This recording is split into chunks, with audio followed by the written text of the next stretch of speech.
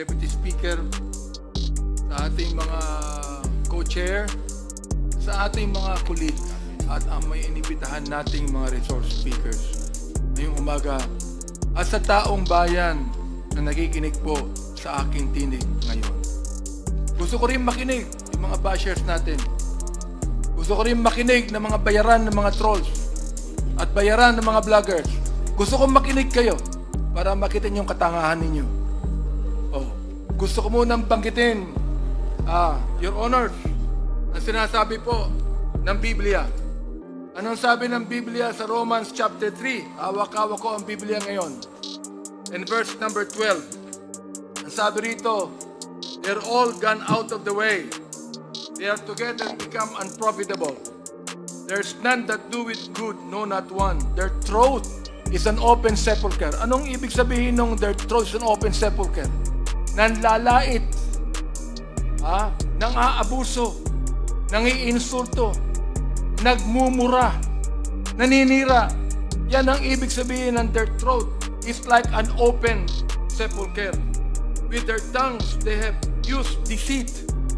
The poison of asp is under their lips, whose mouth is full of cursing and bitterness.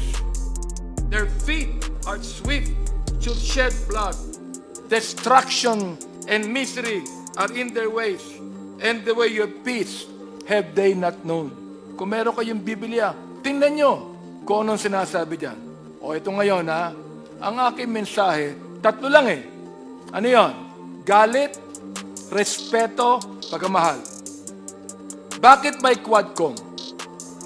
Bakit nagsama-sama ang public account, ang public order and safety, ang dangerous drugs at human rights?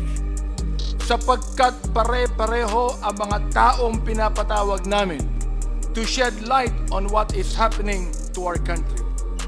Ang proliferation ng illegal pogo sa ating bansa dahilan sa pagdagsa ng mga Chinese na mahigit kumulang na 300,000.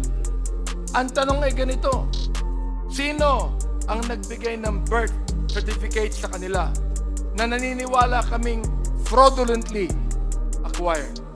Paano sila nakakuha ng passport? Paano sila nakabili ng large tract of land samantalang marami tayong mga kababayan na wala man lang maliit na lupa na pagtatayuan ng kanilang bahay? Fraudulently acquired lands through bogus corporations. Sinabi ng dating leader ng past administration na ginawa niya ang nagawa niya sapagkat, as I quote, I love this country. Billions of pogo money exchanged hands between these Chinese and some high public officials in the past administration. Pagmamahal ba sa bayan ito? Or tulad ng sinabi ng Biblia, the love of money is the root of all evil. Pagmamahal ba sa bayan? If you allowed the hundreds of thousands of Chinese to come here who do not even love this country? Pagmamahal ba sa bayan na ilagay mo sa bingit ng alanganin ng ekonomiya ng bansa? Aber, gumanda ba ang bansa natin? Nabawasan ba ang korupsyon? Ang PNP na dapat magbigay ng proteksyon sa ating mamamayan ay naging kanlungan ng mga drug syndicate. Bakit? Pera. Kinakampihan natin ng war on drugs. Kinakampihan natin yan. Pero bakit kinakailangan may mamatay o pinatay ng mga 30,000 na tao na ang karamihan niyan ay mistaken identity, na ang iba ay mga bata? Ang sabi ng isang senador na nakaupo na dating PNP Director General, collateral damage. Collateral damage lang ba ang pagpatay? Yan ang gusto kong sagutin ng senador na yan. Collateral damage lang ba ang pagpatay kay Kian de los Santos? Collateral damage lang ba ang pagpatay sa isang 3 taong gulang sa Cebu? Collateral damage ng ba ang pagpatay sa isang 9 na taong gulang na bata doon sa Caloocan? Collateral damage? Ang pagpatay sa isang pinagtanungan lang kung nasaan si Pilo, hindi sa sinabi niya, hindi ko alam, pinatay yung pinagtanungan. Samantalang si Pilo ay buhay pa at naglalako ng drugs. Collateral damage ba ang pagpatay sa isang driver ng tricycle driver? Na nagsakay ng drug pusher? Pinatay yung drug pusher, pero pinatay din ang driver ng tricycle. Yung pa ay collateral damage. Pagamahal ba sa bayan ito? Kapag ang tao pumapatay ng marami, at binabayaran ang mga pumapatay, pagamahal ba sa bayan ito? Nais kong sabihin sa inyo, there is not one family that has the monopoly of love of this country.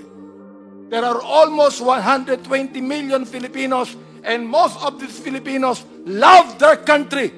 Ayaw natin na mayroon lang isang pamilya na magsasabi na sila ang nagmamahal sa bansang ito. Galit tayo. Bakit may Quadcom?